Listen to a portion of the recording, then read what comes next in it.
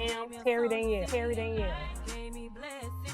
I like to call myself a WOG, which is a woman of God. Come on, somebody. I'm going to be bringing to you a variety of topics. So you can catch me every week at Studio ATL on YouTube. You can look me up on Facebook at Danielle Fielder, on Instagram at I am Terri Danelle. Trying to motivate, inspire, and uplift other people.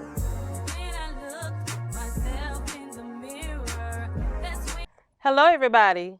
You are tuned in to the New Life Show, and I'm your host, Danielle. On the last episode of New Life, we talked about relationships, and we know it's a lot to unpack when it comes to relationships. So I wanted to piggyback off of that and talk about the money side, the finances when it comes to relationships. We all heard the saying, money is the root of all evil. So we know it can mess up a relationship. So let's jump into it. When it comes to a relationship, when it comes to marriages, should you have a joint account? Absolutely you should. I believe that you should have a joint account when you're married, because you went before God and you made a union to become one. So having a joint account, that helps you build for the future with your spouse. And with a joint account, you can save for a lot of things, like retirement. Having a joint account and saving for retirement is a good thing, because for me, when I get older, I want to retire and I want to have something to fall back on. And if I have a spouse, I would love me and my spouse to retire at the same time. So having a joint account for retirement is a great thing, because you and your spouse can retire at the same time and just enjoy each other.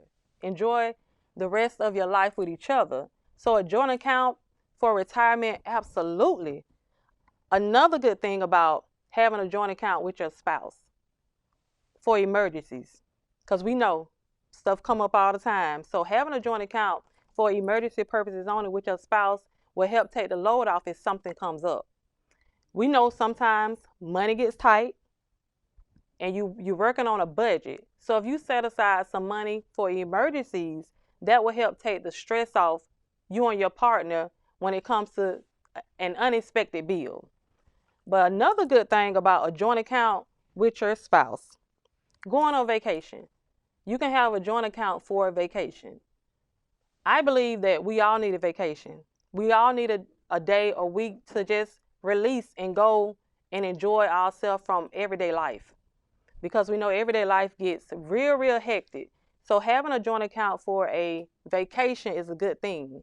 That allows you and your spouse to go out and just enjoy each other without having to worry about making sure you have extra money to go on a vacation, because you'll already have that money to go on vacation. Before I go any further, I need you all to go to YouTube, like and subscribe to Studio ATL Radio on YouTube. Again, that's Studio ATL Radio on YouTube. Go over, like, and subscribe to the page. You'll get updates of everything that's going on at Studio ATL Radio. You want to know what Studio ATL is? Go over and find it on Facebook. It's a media and broadcasting company that specializes in all of your media needs. Now let's get back into New Life.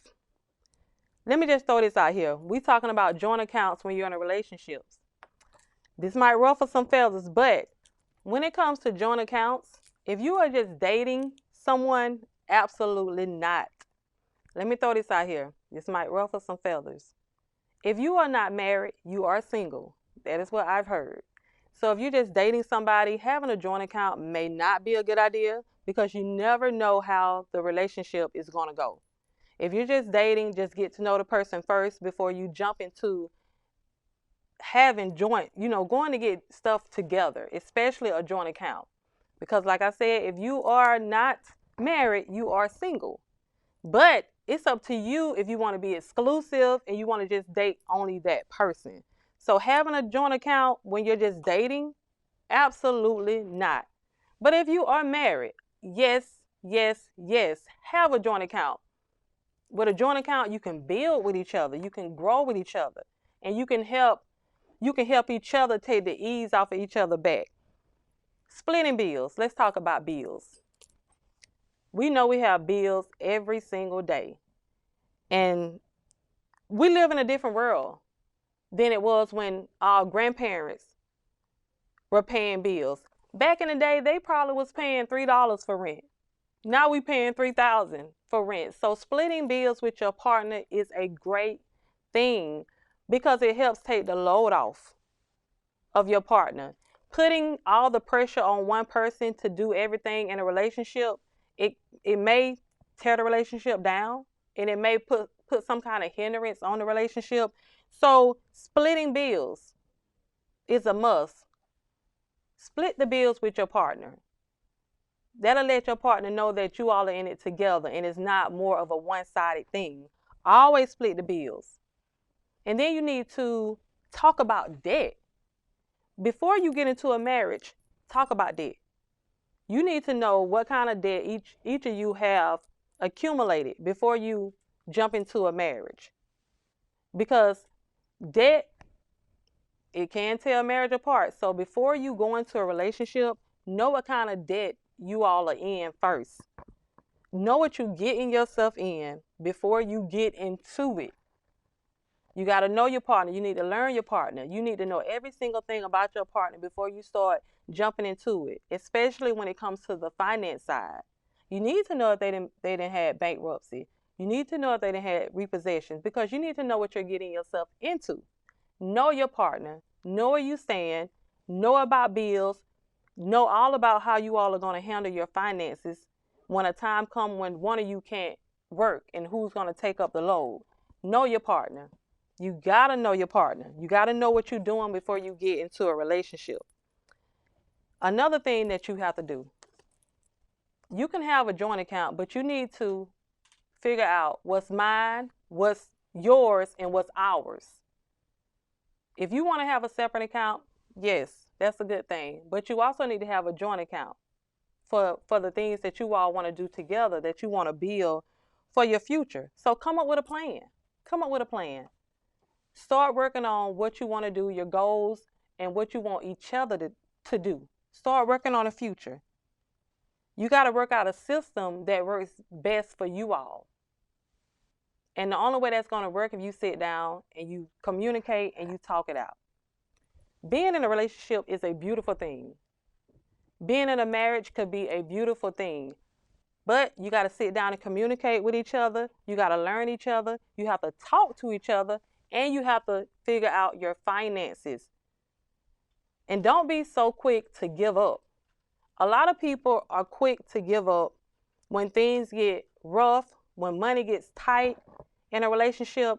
Don't be so quick to give up on each other. If you know that's the person God has designed you to be with, work it out.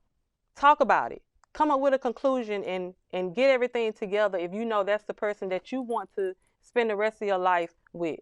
Don't be so quick to give up and walk out of something you know God put together. Continue to work on it. Grow through it. Work through it.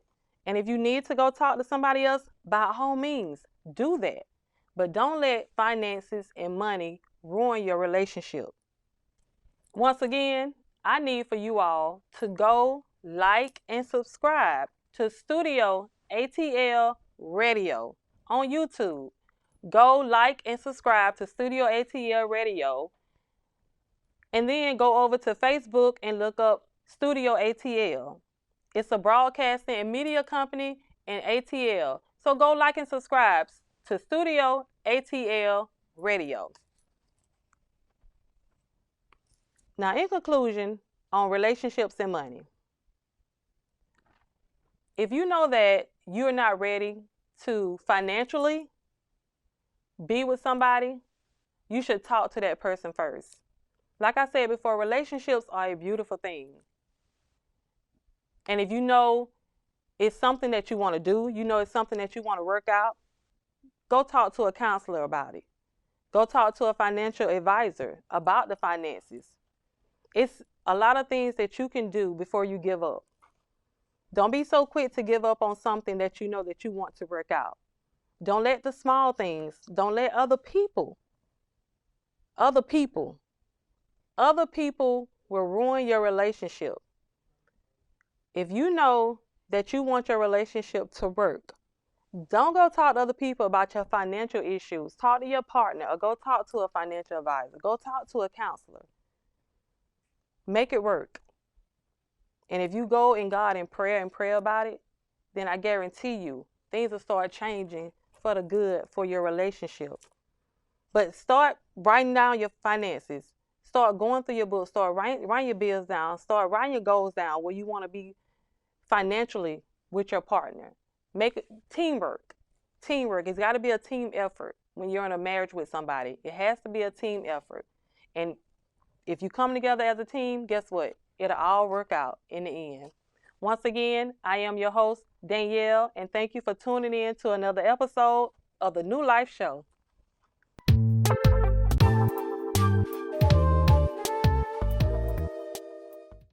Again, that's Studio ATL Radio on YouTube. Go over, like, and subscribe to the page. You'll get updates of everything that's going on at Studio ATL Radio. You want to know what Studio ATL is?